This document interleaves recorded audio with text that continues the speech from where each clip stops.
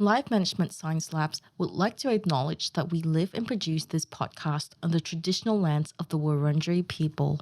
We'd also like to acknowledge the traditional owners of the lands of our listeners and our international colleagues. We'd like to pay our respects to their elders past, present, and emerging.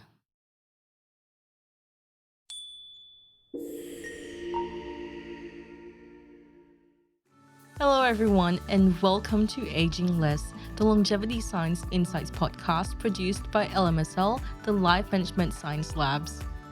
We are champions of life management science, providing structured insights informed by science and inspired by practice on key aspects of conscious living. Each week, we bring you scientific and practical insights on each element with the expert knowledge of professionals in the field. I'm your host, Marie Stella, coming to your ears from Naarm, Melbourne, Australia. Let's learn together. Hello and welcome back to the show. Skin cancer can become life-threatening in as little as 6 weeks, and if left untreated, it can spread to other parts of the body. And as such, early detection and prevention are vital in mitigating its impact. So in this episode, we'll take a look at the various types of skin cancer, how they develop, warning signs, potential treatments, and best practices for skincare. And guiding us through this is dermatologist Dr. Alice Mina, who runs skincare podcast The Skin Reel, offering unhyped skincare guidance carefully curated by board-certified dermatologists and skincare experts. With over 15 years of clinical experience, she's also the co-owner of Baucom Mina Derm Surgery in Atlanta, Georgia, where she treats patients with advanced surgical and cosmetic procedures to restore and maintain healthy skin. So we're extremely fortunate to have her here with us today. Welcome to the show, Dr. Mina. No, thank you so much, Marie. I'm so thrilled to be here. Likewise. So before we begin, could you please shed light on the most common misconceptions out there about skin cancer? Gosh, I think people don't realize what a big deal it is. And I know this is for a fact because my friends who I spend a lot of time with, I will say something about a squamous cell carcinoma and they won't even know what that is. So I think there's just a lack of information about skin cancer. Most people have heard of melanoma, but they don't know about the other ones, which are way more common, and also other skin cancers that are on the rise and can be deadly as well. So I just think there's a lot more education we need to do.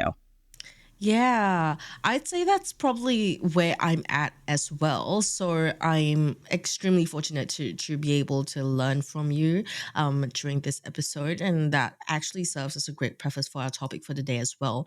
But before we go further into detail, I'd love to get to know you better. So this is Have You Met Dr. Mina? And my first question for you is, what do you like to do in your spare time? I am a big reader. I love to read. I love to be outside in nature. I love to laugh and have fun and be silly, whether that's with my family, my husband, my kids, or friends. I really love to be around people. That's what I realized during COVID, that I'm actually an extrovert and really need that interaction. But and I also love doing yoga, dancing, things like that. Just kind of moving my body feels good.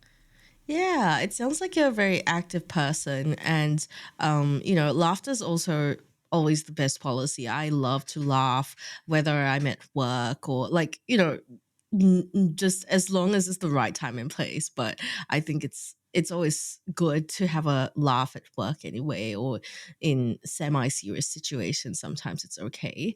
And yeah, so what kind of books do you like reading? Oh gosh. Well, let's see. Right now, and I'm bad about knowing the author and sometimes the title because it's on my Kindle, but I'm reading Life After Life right now, which I'm loving, and a book that I just read, The Covenant of Water, which I just loved. And it was a long one. It took me a while because I love to read, but it also puts me to sleep. so Yeah. so I don't always make it very far, but I do a lot of listening to books as well. But I tend to do more sort of personal development books I'll listen to. But I love fiction, and I love to actually read that myself rather than listen to it. But yeah, I love stories with a lot of character development. I loved Demon Copperhead. I thought was wonderful.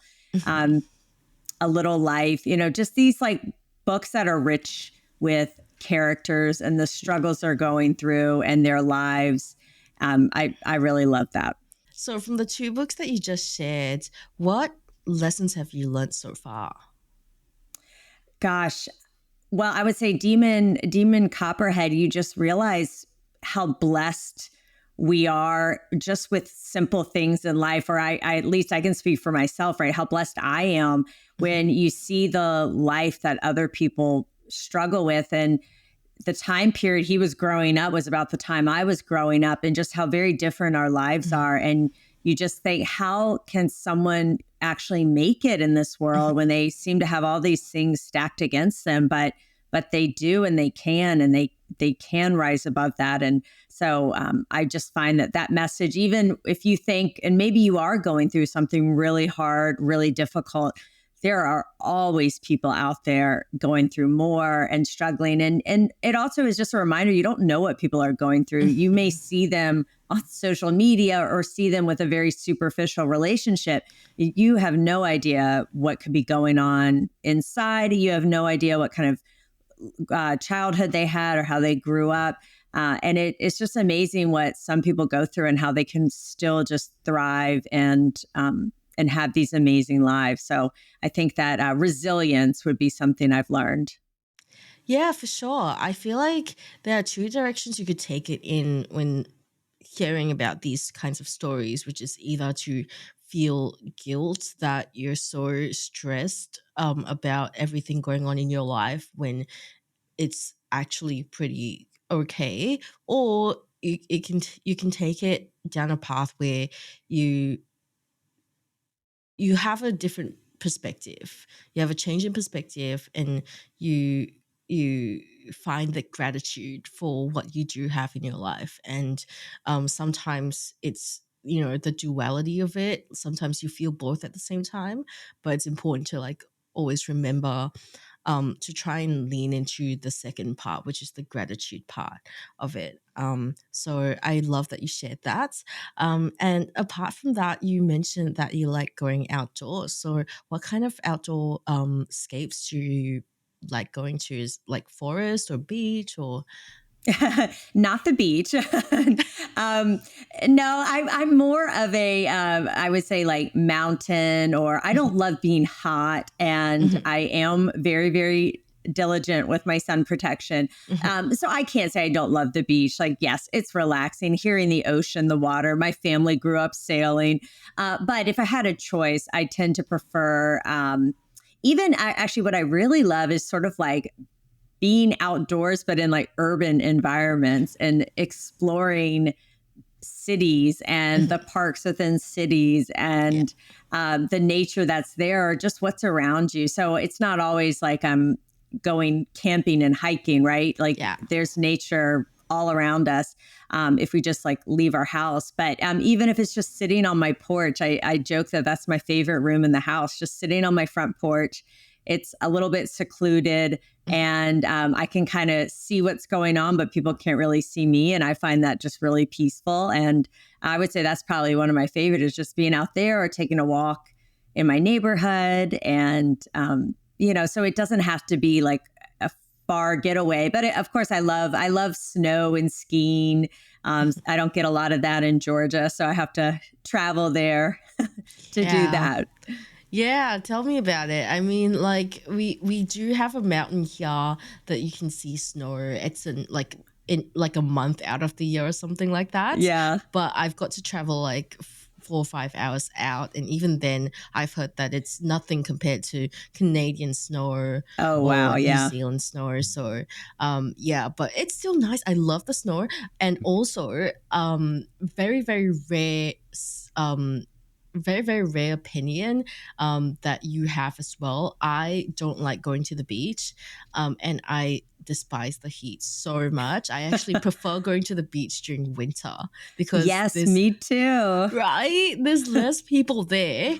And I also don't like going on the sand. Like I like doing it sometimes, but the sand going into your sneakers and your Yeah. shoes part of it, not a fan.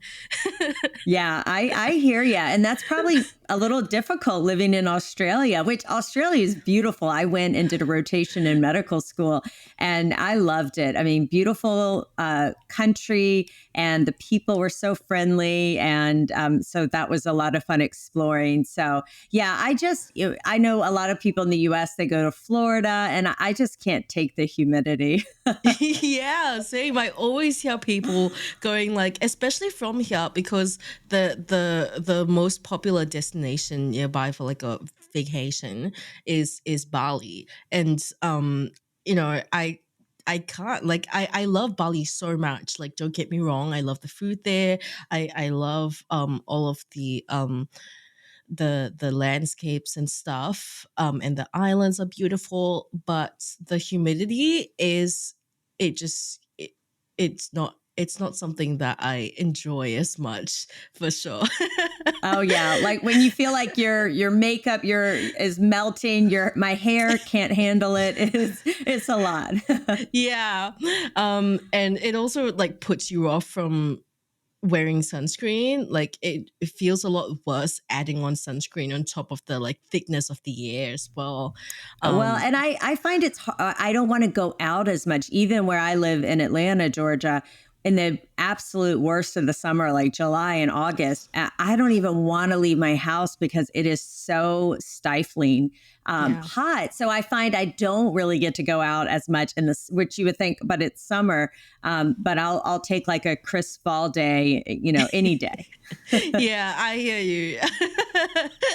Well, now that we've talked a bit to such extent about the weather, which is like, it's funny, right? Because a lot of people think like, oh, weather's just small talk, but no, I can go so far into weather because I have strong opinions.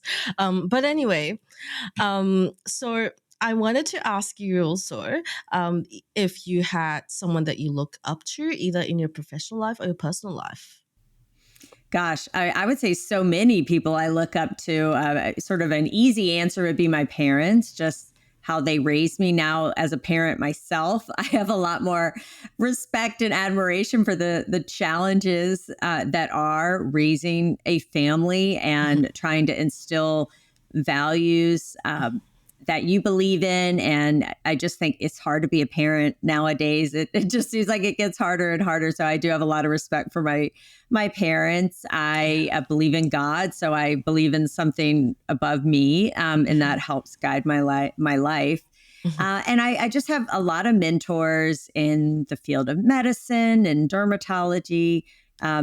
People who are even just 5-10 years out, who I just admire what they're doing and the kind of life they live. And I'll tell you, one of the things I love about my job are the people I meet, my patients, because I do a lot of skin cancer surgery. They spend hours with me, and a lot of times they're nervous and they're scared. And one of the ways that we help them relax is we talk with them. A lot of times they want to tell us about their grandchildren or a vacation they're taking. And a lot of times they will share some very deep personal things with us. And for instance, today I have a gentleman who is sharing about his grandson who was born with a lot of challenges. And he was sharing with me what that has been like as the grandparent and watching his children, his child and spouse, how their whole lives have been changed by that. And instead of what in my head might be thinking, oh my gosh, like that's so awful. What a terrible life. You can't do it. All your dreams are gone. He was sharing how actually this child had been such a gift for their family. And that to me was just, I still remember that. And I still get goosebumps thinking about that because he took what could have been just, and for sure is a challenge and not easy for their family, but he sees it as a blessing and that this child was brought into their life for a reason and that he's brought so much goodness. So stuff like that, where I'm just like, wow, like that's amazing. Those stories stick with me. And that's one of the things I love about what I do, is just forming those deep connections with my patients, is really beautiful. Yeah, that's really sweet and such a touching story. Thank you so much for sharing all of that. I feel like I got to know you a little bit better. So let's move on to the interview now. And for starters, what is your definition of longevity? Ooh, longevity is something I've definitely, as I'm in my mid 40s now, thinking about a lot more. Longevity to me is living a healthy, vibrant life where I'm not held back by ailments, and that I don't let age determine what I can and can't do. Mhm. I would say like health span, right? I don't necessarily want to live a long life if I can't be active and thinking and everything. So to me, it's just having that full life, being healthy physically, mentally, emotionally, spiritually. And I value that the older I get, because I realize a lot of people their bodies start to break down, and they start to have all these issues come up, and it's almost like a snowball. Well, my arthritis prevents me from exercising, and now I'm overweight, and that hurts my knees, and now I can't exercise. And I just see all these things kind of build up. And so Mhm. just trying to stay as active and healthy as I can for as long as possible is really important to me. Yeah. And what would you say is the importance of identifying skin cancer or being more aware of skin cancer and what it is and how it affects our longevity? Well, so this is a huge problem. And I mean, if you look at graphs showing the number of skin cancer cases, I mean, they are rising exponentially. And a lot of factors are contributing to this. But I would say number one is our population, not just in the US or Australia, but in the world.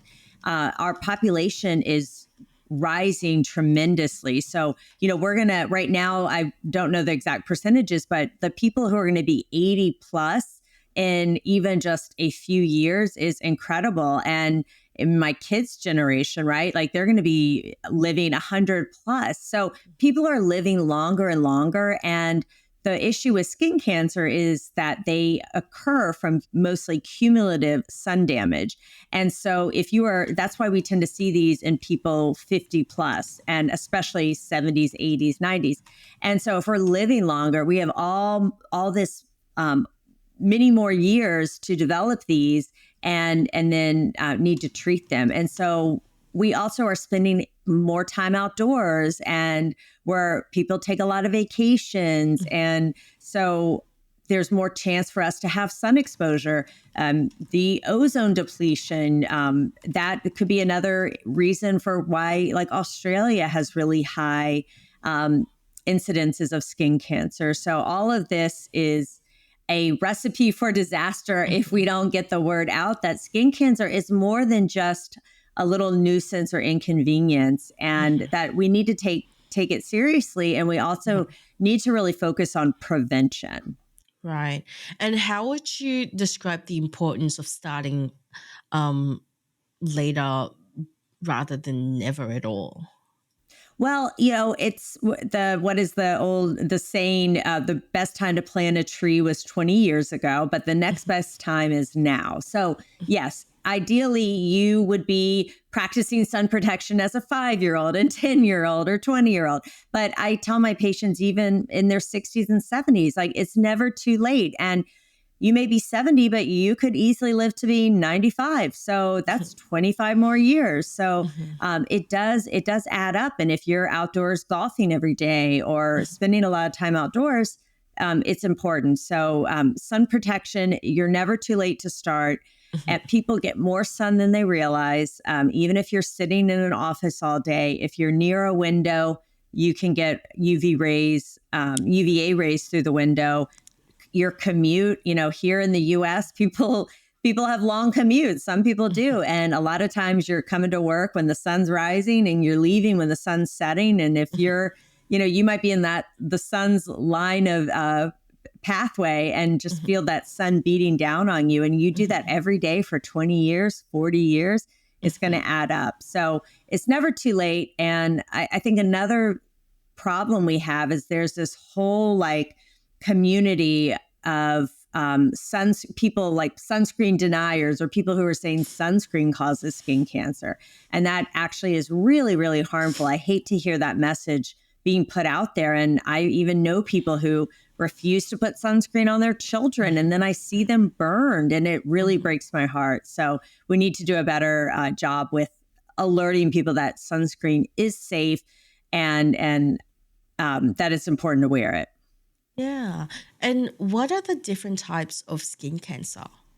So I would say the most common, well, I should say the one people seem most familiar with is melanoma. They hear that and they're a little fearful. They've heard, "Ooh, that's the bad one. That's the one with the dark spot, the mole that changes. That's the one that you need to be worried about." So I think a lot of people have heard of melanoma. But melanoma is not the most common, and it also is not the most deadly. So the most common is basal cell carcinoma. And those, at least in the US, there's well over 3 million every year diagnosed. So they're super common. The good news is they frequently do not metastasize. You know, it's very rare. I've seen it, but it's rare. They usually are like a little pimple lesion. Sometimes we can scrape them. Sometimes we use a cream that's on sort of the head and neck area or hands. We will do a procedure called Mohs surgery. And most of the time that will get it, but there certainly are times where it can be recurrent, or it can wrap around nerves and be more aggressive, and it can be very destructive locally. So like I had a gentleman who had a basal cell on his ear. He was probably 90, and his son did not want me to treat it. And his son told me, "Don't treat it. He's 90. You know, he's going to die before this does anything." And so we didn't treat it.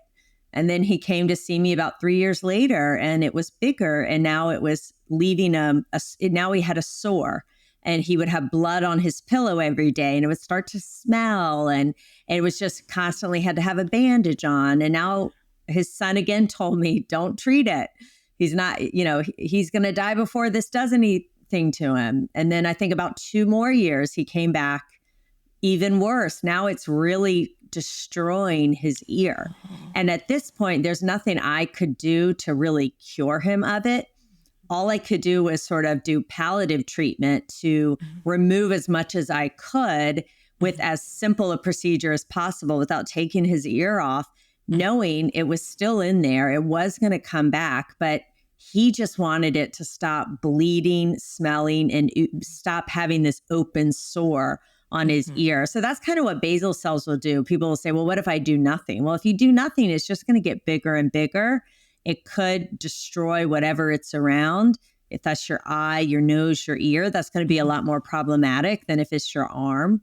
But I mean, they can get huge. They can get big. So I wouldn't say they're common. And yes, most can be treated in a very straightforward manner.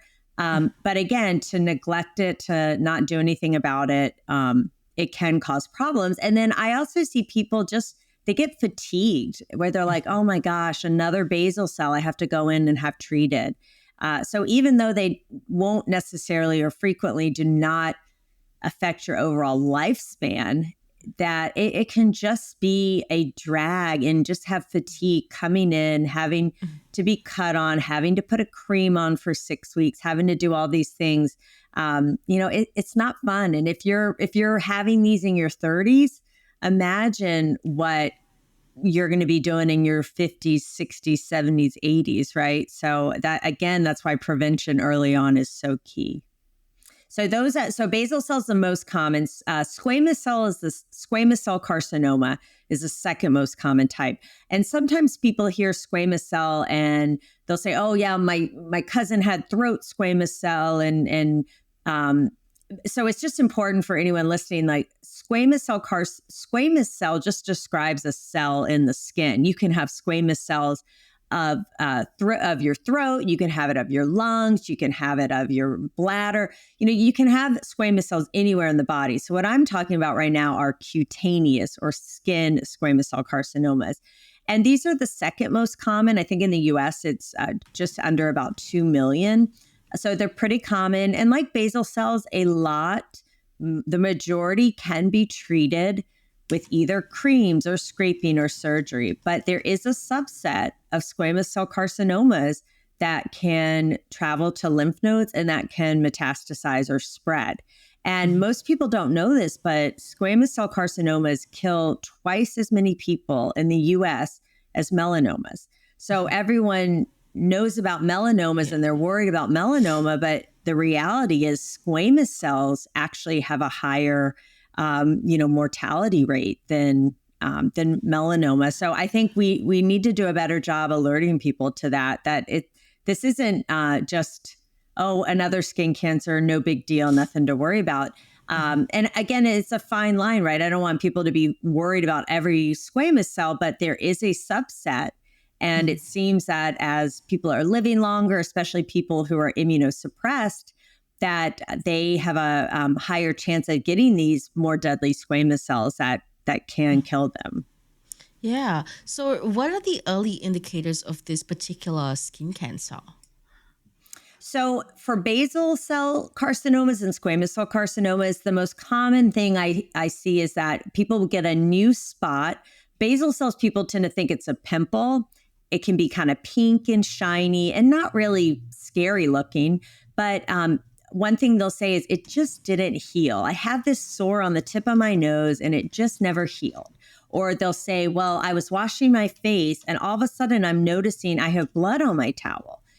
So something that bleeds or doesn't heal. And I usually say, give it a month. If it doesn't heal in a month, you should let your doctor, your dermatologist know about it.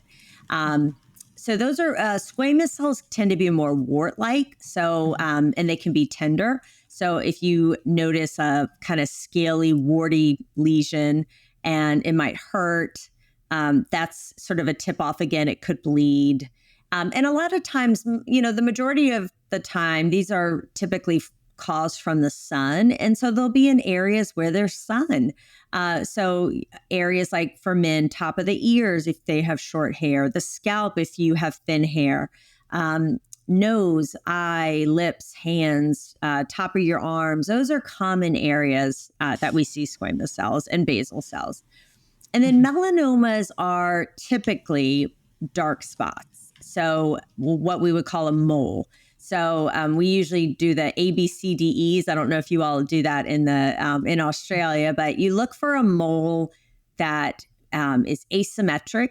Maybe it has fuzzy borders. You don't know necessarily where it starts and stops.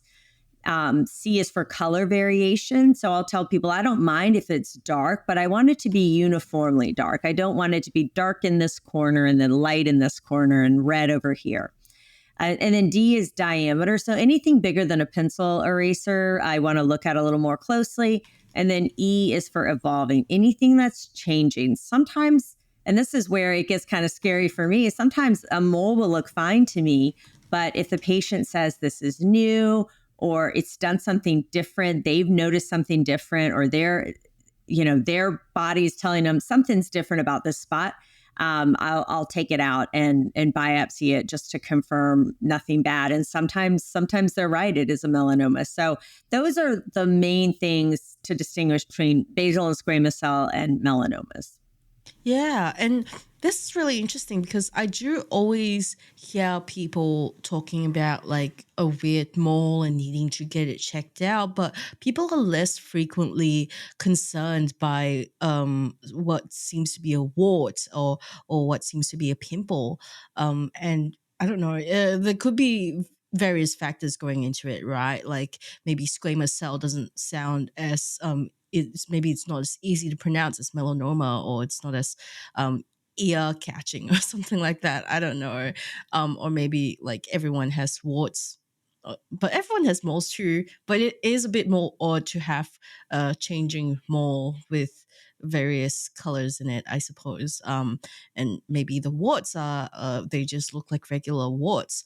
So You also mentioned that you had this patient with a squamous cell thing on his ear, and for males, it's important to cover the ears, make sure they're protected from the sun.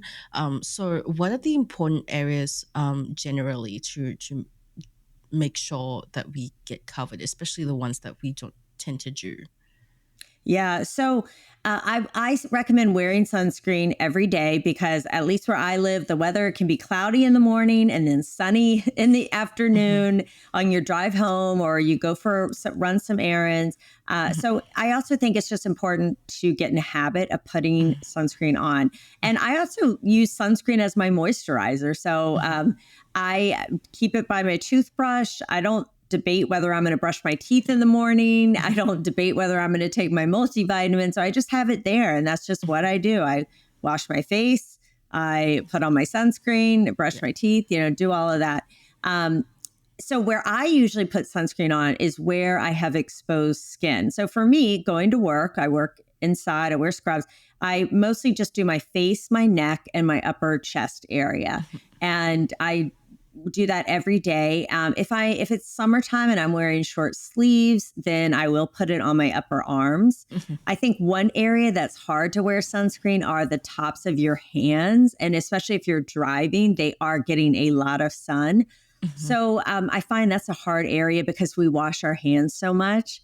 And so even if I put my sunscreen on in the morning, chances are I'm going to wash my hands at least once or twice before I even head out the door that day.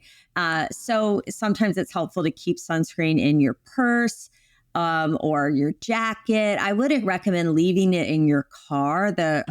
Your car can get really, really hot, especially in warmer months.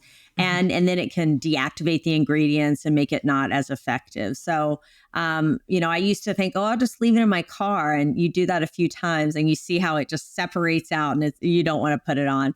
But I'm a big fan of clothing. So don't just think sunscreen is all you have to do. Like if I'm going for a walk outside, I have a hat. If I'm watering my plants, I have a hat.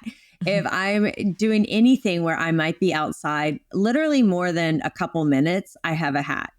Just like I have my sunglasses. And I've even started wearing gloves in my car because I notice I can see my tops of my hands, the skin there looks older than my face because I have been more vigilant about protecting my face than the tops of my hands. So, I mean, I see it on myself. People can look at their own bodies, right? And look at your stomach compared to the tops of your arms or the top of your arm versus the inner arm. So that sort of sun, it just adds up. But I would say hats are great. Baseball caps are not wonderful because it just gets the front. It doesn't get the sides, the ears, the back of your neck. So really a hat with a brim is key. And even in the hot summer months, like I will wear a really light, breathable shawl that I can just like throw over my shoulders so they don't get burned. And at the beach, I'm a big fan of rash guards. I think they're cute and they're easy. They're easy to throw on and swim and have fun and, save your like sexy bikini for, the shaded patio deck or something. Yeah, those are some really great ideas. And when it comes to sunscreen, how does SPF work? I know there's a lot of misconception and debate going on out there. Does a higher SPF necessarily mean it's better? Yeah. So in the guidelines, at least what we say, or I believe the American Academy of Dermatology says, is that really SPF 30 or higher is recommended. And SPF is talking about protection from ultraviolet B rays. So it actually is not used to score against UVA. So we also say you want something that says broad spectrum so that it covers UVA and UVB. The best thing, at least that we have in the US for UVA, is zinc oxide and titanium dioxide. Those are great. So I say 30 or higher. If you love your SPF 30, there's no reason to go run out and get 45 or 100, right? The difference between 30 and 45 is not huge. The issue where if all things were equal and you have two choices that you love and one is higher, I'd probably choose the higher one because we don't put on as much as we're supposed to. We don't rub on the sunscreen as thickly as we should. That's just, and we don't reapply. So I think all things equal, go for the higher one. But if you love your SPF 30, great. And if it's got zinc or titanium dioxide, even better, because I feel like you're definitely getting that UVA protection as well. I know there's some debate on chemical sunscreen versus chemical versus physical. Let me say that again. I know there's some debate between chemical sunscreens and physical sunscreens.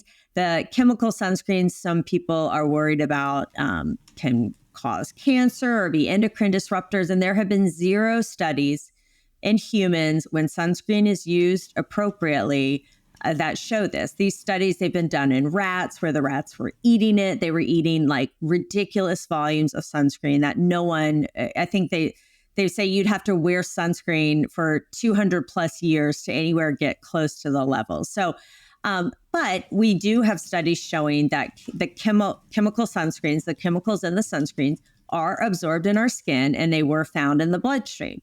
It doesn't mean, as dermatologists, we know that stuff is absorbed through our skin.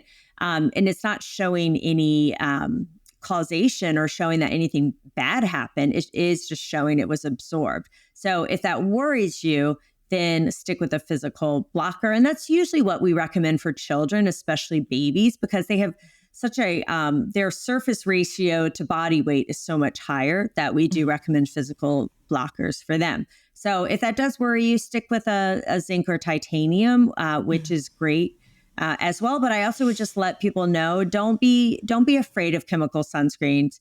There's a lot of fake news out there, right, about that. And it is safe.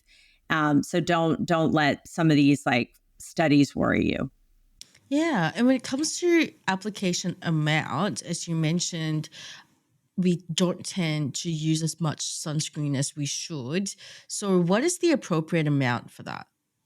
Yeah, so it's really a shot glass if it's your whole body, which is an ounce, which is actually a good amount. I mean, it's a lot if you've ever tried to rub that on. And then for an easy thing for your face would be 2 finger widths, 2 finger lengths of sunscreen. And that should cover your face and rub it also on your neck. And then you may want to add a little extra to your chest. So a lot of people won't do that. And when you put it on at first, it'll look kind of white for a lot of people, but typically it does absorb if you give it a minute to kind of absorb into your skin before putting something else on. So that's technically the amount you're supposed to use. But yeah, I mean, I don't know if I even use that full amount, right? So that's why I think don't just rely on sunscreen, use other measures as well to protect your skin. And how often should we be reapplying? So we say every 2 hours when you're outside, or if you're sweating or swimming. So if you're swimming, when you get out of the water, even if it says water resistant is only good for either 40 minutes or 80 minutes. So when you get out of the pool, it's always a good idea to towel off and then reapply as well. And then if you're, at your kid's baseball game or you're at a fair or whatever, and you're just outside, then you should be reapplying it every 2 hours to make sure you're protected. Yeah. Well, a lot of women now men too, people wearing makeup, run into issues with reapplication because doing that on top of our makeup will mess everything up and move everything around. So what is your best advice for that? Yeah, that is tricky. And I hear that come up a lot. I mean, I always say, really, my goal as a dermatologist is to make your skin so beautiful. You don't need to wear makeup. You don't need to wear foundation or a lot of stuff. But it is a problem. And really, the powders they're okay for reapplying. I would say it's better than nothing. So there are some like powders you can use with sunscreen. I wouldn't count on that solely as your sunscreen.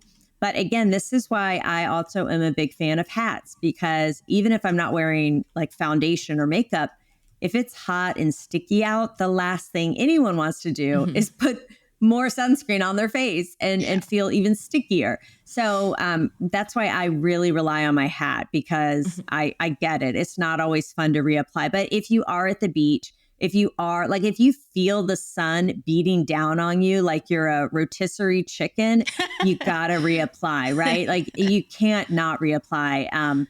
And yes, you may need to bring a little extra makeup to touch up afterwards. And you could do a little bit of the sunscreen powder. But again, don't rely on that for your only sun protection. Yeah. And do you know if the amount of SPF that's recommended for any given person is dependent on geographical location or anything like that? Ooh, that's a great question. I know some people, and I think even in Australia, changed their guidelines that they recommend checking the UV index and wearing sunscreen based on that. But I find that gets confusing. I mean, I don't even check the weather in the morning. I also don't check the UV index. I just find it easier just to always wear it. And also another thing we should talk about too is that there's this misconception that if you have darker skin, you don't need to wear it. And everyone needs to wear sunscreen. And one thing we didn't talk about with melanoma is that for people with darker skin, they don't get as many melanomas, but the melanomas that they get are more deadly. And it's probably a combination of delayed diagnosis where either because the doctor or the patient thought, oh, I can't get melanoma. I have melanin in my skin. That's not something I have to worry about. Case in point, not Bob Dylan. For an example, Bob Marley had a melanoma of the toe, and he died very young. I want to say 36 years old. That he just attributed the melanoma to being a bruise from playing soccer. And so, people of all skin types, all complexions can get skin cancers and really need to protect their skin too. Yeah. And is there any harm at all in getting a higher SPF particularly for places where they do recommend that, you check the UV index and you wear the appropriate amount or the right type of sunscreen on any given day? Is there any harm in just getting a higher SPF and using that as your go-to? No, yeah. I mean, if you like it and you will wear it, use it. If it's got a high SPF, wonderful. I think if you are going to be somewhere where the UV index is high, you're going to be outside, I would probably look for a more water resistant sunscreen, or sometimes they're labeled sport.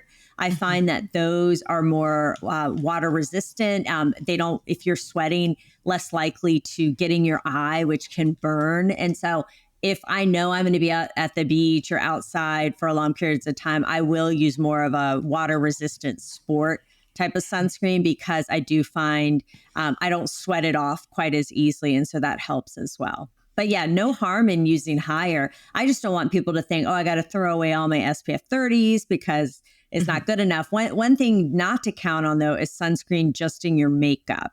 Most people are not caking on the foundation and makeup thickly enough. And usually it's SPF 15, which is just not enough. So don't just rely on that. Yeah, well, that's a really good piece of advice right there. Thank you so much for sharing that with us. Now let's talk about some practices and habits. What's a habit that you recommend practicing in an effort to prevent skin cancer? So I would say, first of all, being aware that these are out there, that there are more types of skin cancer out there than just melanoma. And I didn't even talk about Merkel cell carcinoma, which is one that we had a famous singer. Hold on. Who do you remember? Jimmy Buffett. Yeah. So we had a famous singer in the US who passed away from Merkel cell carcinoma a couple years ago.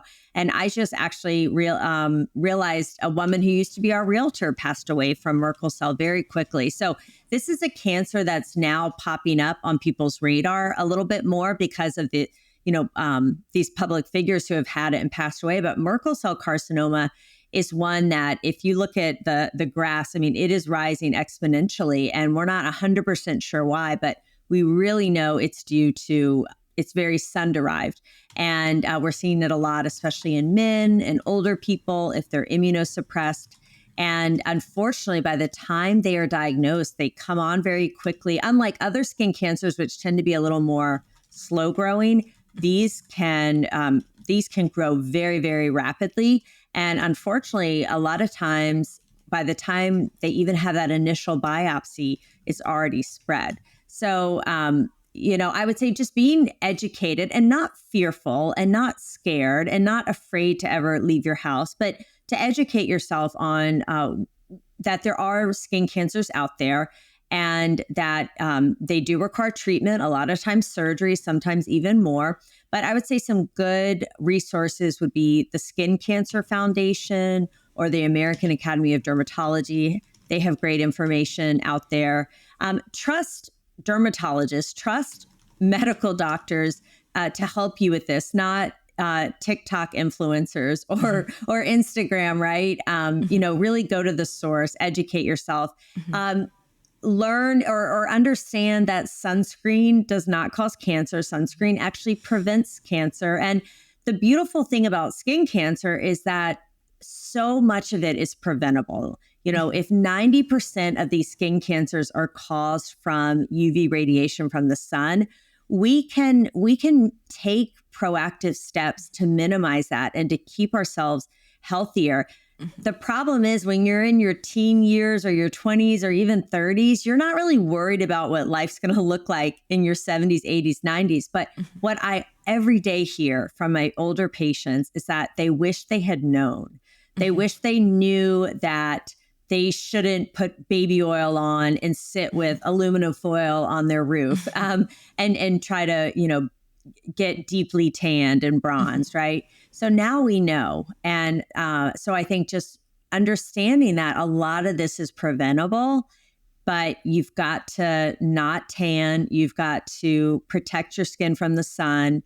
And one of the things I find for younger people, and this kind of resonated with me in my 20s, because I went to tanning beds when I was younger, is that the sun will also, if you're not worried about skin cancer, then maybe you'll be worried about premature aging. So if you're worried about wrinkles and looking older or not having nice looking skin as you age, then sun protect for that reason, right? For vanity measures, because that's also a powerful, one of the most powerful extrinsic factors in aging. So I find for younger people, skin cancer doesn't really worry them or scare them. But if you tell them, well, you're going to have more wrinkles and your skin's going to look leathery, sometimes that works better.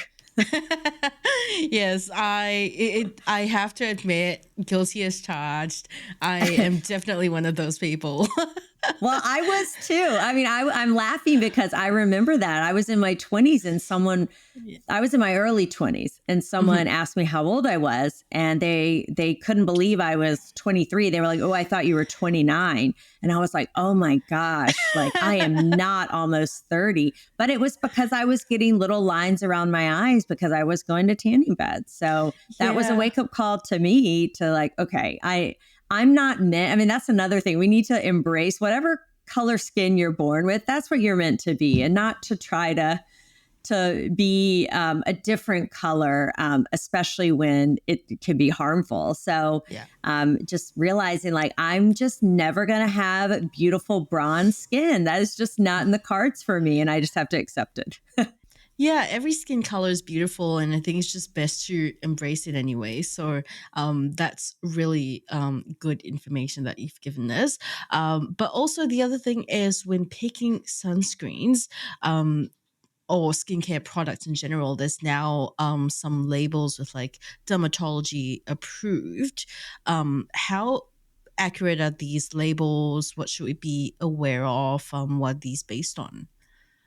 Yeah. So after having talked with a lot of dermatologists or skincare brands and companies and dermatologists who have their own lines, I realized so much of this is marketing. The thing about clean beauty, what does that really mean? Well, there's really no universal definition. Dermatologists tested or approved. Well, was it like one dermatologist? Was it 50 dermatologists, or was it blinded? How's the product made? Is it checked for effectiveness and all that? So I would say with sunscreen, stick with brands you've heard of, right? And I love like drugstore brands, and it's not because I'm cheap or I don't want to invest in good skincare. I actually am investing in good skincare because these companies like Neutrogena, Aveeno, CeraVe, Cetaphil, Vanicream, like these are massive, massive companies. They have huge research and development budgets, and they really do the studies to make sure that their products are effective and work well. I love La Roche-Posay. I love Elta MD. I would say that's probably my favorite. I just think they feel very elegant, and the price point is not high, and it's also, it's nice middle point. But what I usually will tell people is the best sunscreen is one that you actually wear. So if you really love the sunscreen from the local store, and it's effective, then wear it, right? Like that's the best sunscreen is the one you actually wear. But don't feel like you have to spend, especially with sunscreen, like if you are using it every day, it can be an investment. So you don't have to spend $100, $200. Now there are some, like Isden's a more expensive sunscreen, and it is really nice and it works well for my patients who have a lot of precancers. But you can find really good, elegant, affordable sunscreens at your local drugstore. And so I tend to go with the names you've heard before, like those I mentioned. Dermatologist tested. I do like to see that, but again, it can be a little bit of a nebulous term on how it was tested. But I would say don't do DIY. Don't make your own sunscreen. Like let the chemists, let the scientists, let the people who know how to do this. This isn't something you want to mess around with. You want to make sure you're getting a good product that's going to be effective. Yeah. Well, thank you so much for sharing all of that with us, Dr. Mina. It's been such a pleasure to discuss this with you. Now let's move on to the open mic section, and this is your chance to talk about anything that you're passionate about. It doesn't have to be related to the topic, but if it is, you're welcome to do that as well. So the floor is entirely yours. Take it away. Gosh, well, I am really into this concept of pro-aging, and that goes along with like longevity, right? I think for so long we hear that word anti-aging, and I use it. I think about it too, trying to reverse the clock, trying to stamp out any sign that we're aging. But really, that shouldn't really be our goal. Really, our goals should be proactive or pro-aging, where we take a proactive stance on our health, whether it's our skin health, emotional health. But, I can speak on skin health, right? So just thinking, what can I do now and today to give myself the best skin when I'm in my 60s or in my 70s or 80s? And I think we've gone too far. A lot of people have gone too far with the cosmetics and aesthetics, and people just don't even look human anymore. Yes, they don't have wrinkles, but they also don't look like themselves. They don't look real. They look cartoony or caricature-like. And that's not what I want, right? I'd rather have some wrinkles and still look like me. But how do I keep my skin as healthy, as youthful, as vibrant as possible? How do I maximize my collagen so that when I get cuts and scrapes or need surgery, my skin can heal well? Because that's another issue. How do I keep my muscles strong? Because I know as I'm getting older, I'm going to lose that muscle mass. So I think it's just shifting this idea. Instead of thinking about everything anti-aging, reverse the clock, stamp out every sign that you're living, how do we actually think about our skin as this living organism and maximizing its health for as long as possible, which I think goes with longevity, right? This is just longevity in the skin. And that's something I've just been really focused on recently. And what I'm realizing is that it's more than just products you put on your skin. So much of our skin health is taking care of our whole body, and not just our physical body, our mental health, our emotional health. All of that matters, and that's reflected in our skin. And I think too often we think about healthy skin or beautiful skin as what we put on it, but really we need to think about it from the inside out And then the last like 5% is what we actually put on our skin or the procedures that we do. So I could talk about skin all day, but yeah, as a 44-year-old woman, I'm really into pro-aging now and how to just maximize my skin's health as I know I'm going through seasonal, as I know my body will be going through changes in life, which is normal and natural too. But how do I maximize my health through all that? Yeah, that's a wonderful use of the open mic. So thank you so much for sharing that with us. I totally agree with that. I think like partially it was the aging. Well, I don't want to use the word aging because I am obviously still quite in my youth. So that might be offensive, but but maybe it's like I don't know, through various cycles of life or something like that. But I have found that the less product that I use on my face, the better my skin looks. And maybe partially that's because we don't tend to clean our faces as thoroughly as we should with the amount of product, like cosmetic product that we use on our face. So when I dialed back on the makeup and the cosmetic products, it just cleared up a lot and it was less frequent.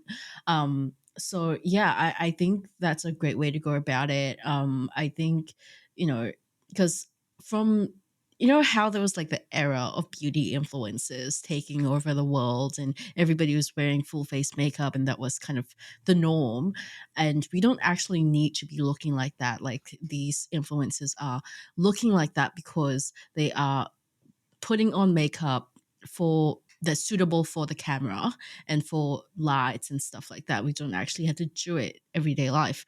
And sure, some people do it because they enjoy it, and that's fine. But a lot of us did do it because we were influenced and we thought we had to do it and we had to look a certain way. So yeah, I do relate to those sentiments, and I do appreciate you so much for sharing your expertise with us. So if our listeners want to find out more about you and what you do, where can they go? Yeah, well, this has been a lot of fun. And yeah, I'm all about skin minimalism, right? And that you don't have to do a ton of stuff. You just have to do the right stuff. You just need to be selective Yeah. with what you're using. And unfortunately, everyone's trying to sell you something. So they're saying, "Oh, you got to do this. Oh, you got to use this. Or this is the new, hyped active that everyone needs to use." And it's overwhelming. So again, like stick with what works for you and you don't need to use all this other stuff. And yeah, again, the goal is beautiful skin where you don't need a filter. You don't need to wear tons of makeup. You can actually let it shine through. So I would love for people, if that resonates with you, check out my podcast, The Skin Reel. And I have a little email I can send to people if they're curious, like, well, what's my skincare style? I like to do little quizzes, but you can go to theskinreel.com/style to see, are you a true skin minimalist, or are you a glam girl and like to all the bells and whistles? So but yeah, on my podcast I focus on talking about these issues and what do you really need, what works, what's hype, what's worth investing your money and time in, and what should you let go. Amazing. We'll link those in the show notes. I am so checking out that quiz later on. I'm a huge quiz taker. Sounds really fun. So thank you once again for joining us today, Dr. Mina, and thank you everyone for tuning in. We'll catch you in the next episode. Yeah, thank you. You have been listening to Aging Less, the Longevity Science Insights podcast produced by LMSL, the Life Management Science Labs. More episodes are available from 10 life management perspectives and can be found by searching LMSL on Apple Podcasts, Google Podcasts, Spotify, YouTube, and other podcasting apps available on your devices. If you enjoyed this episode, please rate, share, and subscribe to our channel so that other people can find it and we can continue to provide quality content. More of our work can be found on our website at longevity.lifemanagementsciencelabs.com, where you can join our movement. I'm Marie Stella. Thanks for tuning in.